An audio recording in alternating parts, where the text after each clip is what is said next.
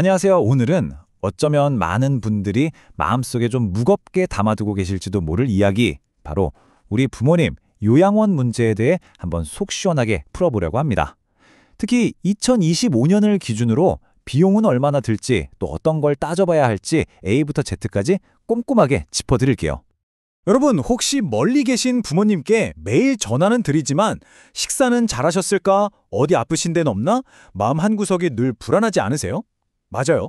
그러다가 이제 집에서만 계시는 게 괜찮을까 하는 생각이 딱 드는 순간이 오거든요.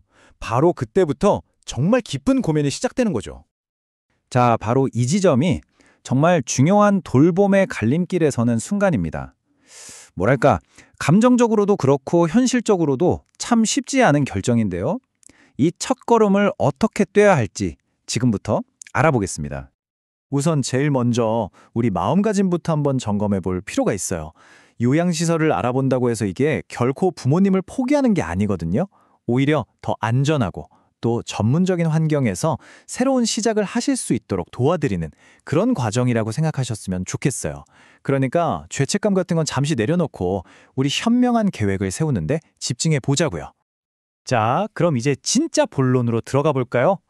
요양원에 들어가려면요, 맨 먼저 넘어야 할 산이 있습니다. 바로 국가 지원을 받을 수 있는 자격을 따내는 건데요. 이게 정말 중요합니다.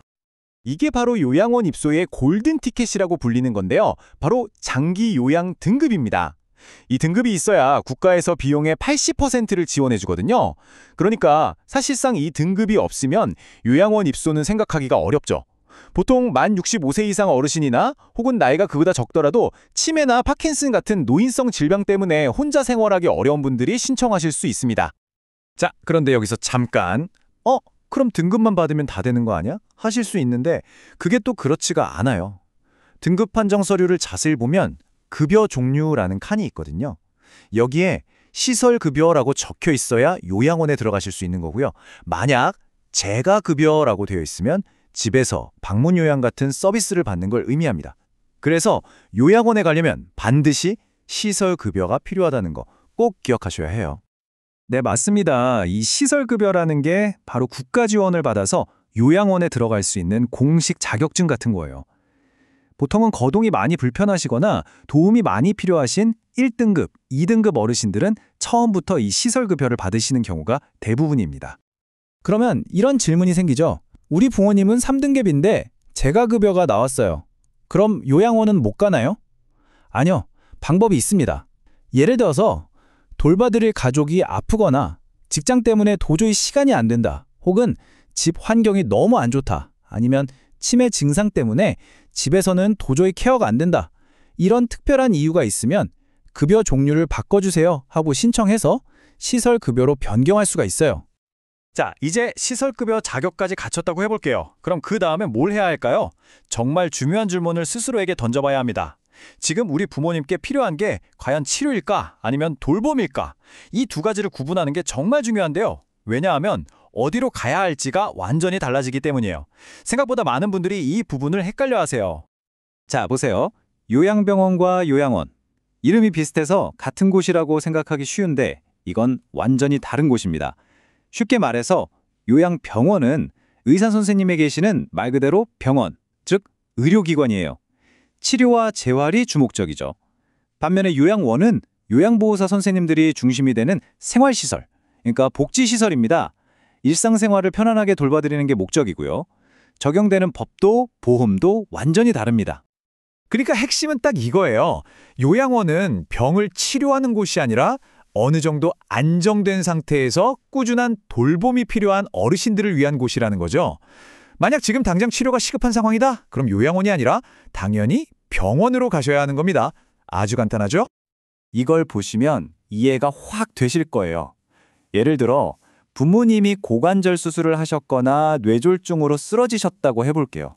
그럼 회복을 위한 골든타임이라는 게 있거든요.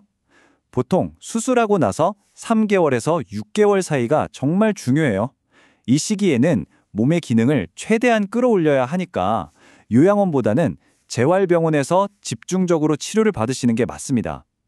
그리고 나서 어느 정도 회복이 된 후에 장기적인 돌봄이 필요할 때 그때 요양원을 알아보는 게 올바른 순서라는 거죠. 자, 이제 아마 다들 가장 궁금해하실 부분일 텐데요. 그래서 도대체 얼마가 드는 건데? 네, 바로 돈 얘기입니다. 2025년을 기준으로 요양원 비용이 실제로 얼마나 나올지 지금부터 한번 계산기를 두드려 보겠습니다. 일단 기본적인 구조는 생각보다 간단해요. 요양원에서 받는 모든 서비스 비용이 있잖아요. 이걸 급여 비용이라고 하는데 이 총 금액의 80%는 나라에서, 그러니까 국민건강보험공단에서 내줍니다. 그럼 우리는 나머지 20%만 내면 되는 거죠. 물론 이건 일반적인 경우고요. 소득 수준에 따라서 이 20%가 더 줄어들기도 합니다. 자, 그럼 2025년 기준으로 실제 비용이 얼마나 나올지 가장 도움이 많이 필요하신 1등급을 예로 들어볼게요. 표를 보시면 일반적인 경우엔 우리가 내야 할 돈, 즉 본인 부담금이 한 54만 원 정도 되죠. 여기에 나라에서 지원 안 해주는 식비가 약 42만 원 정도 추가돼요. 이걸 합치면 한 달에 대략 96만 원 정도가 나오는 겁니다. 근데 만약 소득이 낮아서 감경 대상자에 해당되면 월 63만 원 정도로 부담이 확 줄고요. 심지어 기초생활수급자인 경우에는 본인 부담금도 식비도 모두 0원, 그러니까 비용 부담이 아예 없어지는 거죠. 그런데 여러분, 여기서 끝이라고 생각하시면 안 돼요. 이게 정말 중요한데 한 요양원 관계자분이 이런 말씀을 하시더라고요. 월 90만 원으로 끝나는 게 아니라 갑자기 응급 상황 생겨서 병원 가시면 그 돈은 전부 보호자 부담이다. 정말 마음 아픈 얘기죠. 갑자기 폐렴이 오시거나 해서 외부 병원에 가시게 되면 그 병원비는 다 따로 내야 하는 거예요. 기저귀 값 같은 개인 물품 비용도 있고요. 그러니까 예산을 짤 때 이런 추가 비용까지 꼭 생각하셔야 합니다. 자, 이제 돈 얘기는 어느 정도 정리가 된 것 같고요. 이제는 비용보다 어쩌면 더 중요한 질의 문제로 넘어가 볼게요. 가격만 보고 덜컥 결정할 순 없잖아요. 과연 좋은 요양원은 뭐가 다른 건지 한번 살펴보겠습니다. 2025년부터 아주 중요한 변화가 하나 생깁니다. 바로 이 숫자 2.1대 1인데요. 이게 뭘 의미할까요? 바로 요양보호사 한 분당 돌봐야 하는 어르신 숫자입니다. 예전에는 2.3명당 한 분이었는데 이게 2.1명당 한 분으로 더 강화되는 거예요. 이게 별거 아닌 것 같아도 요양보호사 한 분이 맞는 어르신 수가 줄어든다는 건 그만큼 한 분 한 분께 더 신경을 써드릴 수 있다는 뜻이거든요. 돌봄의 질이 올라가는 아주 긍정적인 신호죠. 그래서 여러분이 직접 요양원에 상담받으러 가실 때 그냥 가시면 안 돼요. 이 체크리스트를 꼭 머릿속에 넣고 가세요. 첫째, 인력. 법적 기준인 2.1대 1보다 더 넉넉한가? 둘째, 환경. 그냥 보기만 해도 깨끗하고 안전한 느낌이 드는가? 셋째, 프로그램. 그냥 벽에 시간표만 붙여놓은 게 아니라 진짜 어르신들이 즐겁게 참여하고 있는가? 넷째, 식사. 식단표는 잘 공개하는지, 어르신들 상태에 맞춰서 식사를 제공하는지. 그리고 마지막으로 제일 중요한 소통. 우리 가족들과 얼마나 자주 또 진심으로 소통하려고 노력하는지. 이런 것들을 꼼꼼하게 보셔야 합니다. 와, 지금까지 정말 많은 이야기를 나눴네요. 그쵸? 자, 그럼 이제 이 모든 내용을 딱 정리해서 우리가 이제 뭘 해야 하는지 최종 행동 계획으로 한번 만들어 보겠습니다. 자, 딱 5단계만 기억하시면 됩니다. 첫 번째, 우리 부모님이 지금 치료가 필요한 단계인지 돌봄이 필요한 단계인지 냉정하게 판단하기. 두 번째, 서둘러서 장기 요양 등급이랑 시설급여 자격부터 확보하기. 세 번째, 월 비용에 숨겨진 추가 비용까지 다 계산해서 현실적인 예산 짜기. 네 번째, 발품을 파셔야 합니다. 체크리스트 들고 적어도 2-3군데는 직접 가서 눈으로 보고 비교하기. 그리고 마지막 5번째, 이 모든 걸 종합해서 우리 부모님 성향과 건강에 제일 잘 맞는 것으로 최종 결정하기. 어떠세요? 이렇게 하나씩 해나가면 그 막막했던 불안감이 나도 할 수 있겠다는 자신감으로 바뀔 겁니다. 오늘 제가 준비한 이야기는 여기까지인데요. 마지막으로 여러분께 질문 하나를 드리고 싶어요. 우리가 오늘 비용도 따져보고 시설의 조건도 다 따져봤지만 결국 우리 부모님께 가장 좋은 돌봄이라는 건 과연 뭘까요?